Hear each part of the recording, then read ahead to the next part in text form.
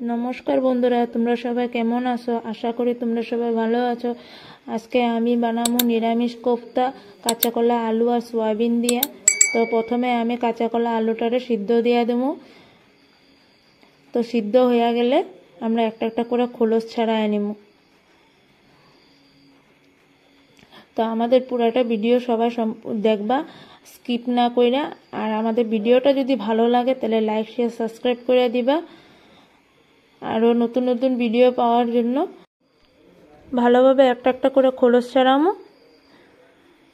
কত সুন্দরভাবে সিদ্ধ হয়েছে, কি সুন্দর করে খোলস ছাড়ানো হইতেছে। আমাদের আলুও খুব ভালোভাবে সিদ্ধ হয়েছে। এখন ভালোভাবে মাইখা নেবো যাতে একটুকু গুটি গুটি না থাকে। আর আমরা সয়াবিন আগের থেকে সিদ্ধ করে নিছি।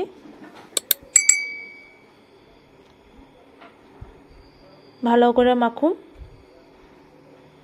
এখন মাখা হয়ে গেছে। এখন পরিমাণ মতন লবণ দিমু, পরিমাণ মতন হলুদের গুঁড়া, মরিচের গুঁড়া, জিরা ধনিয়ার গুঁড়া, কাইটা রাখা ধনিয়া পাতা, একটু চালের গুঁড়ি। এখন ভালোভাবে মাখায় নিব। আমাদের মাখানো হয়ে গেছে। এখন স্বাদ অনুযায়ী একটু কাঁচা তেল দিয়ে দেব।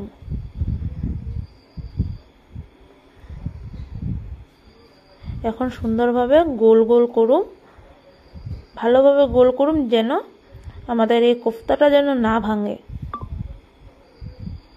আস্তে আস্তে করে করুম গোল।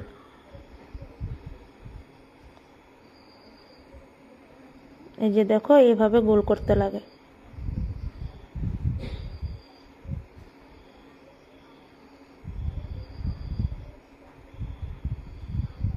আমাদের কড়াই গরম হয়ে গেছে।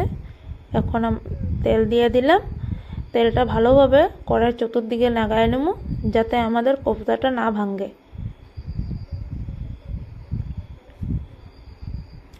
একটা একটা করে এখন ছাইড়া দেব তেলের মধ্যে। ভালোভাবে ভাজুম যাতে লাল লাল হয় আর মচমচে যেন হয়। যত মচমচে হবে অত খাইতে স্বাদ লাগে।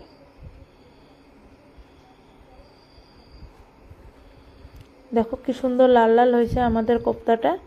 এখন আমরা একটা পাত্রের মধ্যে নামায় নেব। ভালোভাবে তেলটা ঝরায় নামায় নেব। দেখো কি সুন্দর মচমচে হয়েছে। এখন তেল দিয়ে দিলাম কড়াইতে। আমাদের তেলও গরম হয়ে গেছে। এখন জিরা দিব ফোড়নের জন্য, 3টা শুকনো লঙ্কা,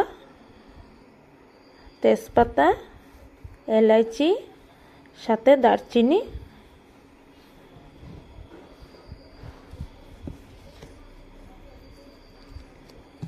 আমাদের ফোড়নটার থেকে যতক্ষণ সুন্দর সেন্ট না বেরিয়ে ততক্ষণ আমরা ফোড়নটা ভাজুম। আমাদের সুন্দর সেন্ট বেরিয়ে গেছে। এখন আমাদের কাটতে রাখা টমেটো দিয়ে দিলাম। এখন আমরা একটা পাত্রে মশলা রেডি করুম। পরিমাণ মতন হলুদ,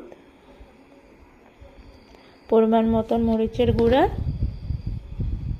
পরিমাণ মতন জিরা ধনিয়ার গুঁড়া দিয়ে ভালোভাবে আমরা জল দিয়ে মিশিয়ে নেব যাতে আমাদের মশলাটা সুন্দরভাবে ভাজা হয় আর যেন নিচে কড়াইয়ের মধ্যে না লাগে। এরকম করে ভালোভাবে মিশিয়ে নিতে লাগবে। দেখো একটু গুটি গুটি নেই। দিয়ে দিলাম তেলের মধ্যে। এখন ভালোভাবে টমেটোর সাথে মিশিয়ে দেবো। মিশিয়ে ভালোভাবে ভাজুম। যখন একটু তেল ছেড়ে দিব আমরা সিদ্ধ করে রাখা আলুগুলারে যে মিশিয়ে ভাঙ্গে রাখছি এটা সুন্দরভাবে দিয়ে দেবো। সম্পূর্ণ ভাঙ্গি নেই, আলুগুলারে একটু গোটা গোটা রাখছি। আমাদের দেখো তেল ছেড়ে দিছে। এখন পরিমাণ মতো লবণ দিয়ে দেব। ভালোভাবে নাড়াচাড়া করে সুন্দরভাবে ভাজা নিছি। এখন একটু স্বাদের জন্য চিনি দিয়ে দেব। দেখো আমাদের ভাজাটা কি সুন্দর হয়েছে, কিনার দিকে কি সুন্দর তেল ছেড়ে দিছে। এখন জল দিয়ে দেব। জলটারে ভালোভাবে ফুটামু যেন সুন্দর দেখতে লাগে। দেখো আমরা ফুটাই দিছি, কি সুন্দর লাগতেছে দেখতে। এখন আমরা কোফতাগুলোরে ছেড়ে দিছি 5 থেকে 10 মিনিট আমরা আরেকটু ফুটায় নেব। এখন কাটতে রাখা ধনিয়া পাতাগুলো দিয়ে দেব। আর যদি তোমাদের ভালো লাগে তো ধনিয়া পাতার সাথে একটু গরম মশলা দিলেও ভালো লাগে, সাথে একটু ঘি দিলেও ভালো হয়। তো আমাদের কোফতা রেডি।